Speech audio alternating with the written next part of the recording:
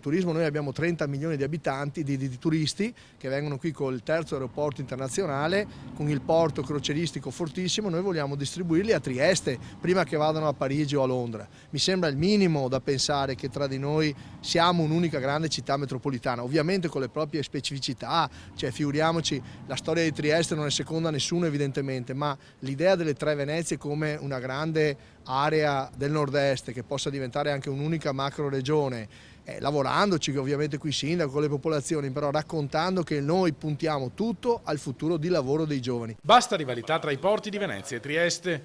L'appello a due voci arriva dal primo cittadino veneziano Luigi Brugnaro e dal candidato sindaco triestino del centrodestra Roberto Di Piazza. L'incontro a Cafarsetti, spiegano i due, è servito a gettare le basi di una futura collaborazione per un sistema portuale unico che si allarghi poi anche a Ravenna e agli altri scali dell'Alto Adriatico. La rivalità è una sciocchezza, sostengono, inutile litigare su dove andranno le navi da crociera. Sono decisioni che spettano alle compagnie private, l'importante è che portino lavoro e ricchezza al nostro territorio. Pensate che a Odessa, che è in Ucraina, ci sono 7 porti. 7 porti, ce n'è per tutti. Noi stiamo portando nel nord Adriatico tutti insieme circa 800.000 TEU, che sono i container. Nel nord della Germania arrivano circa 8 milioni.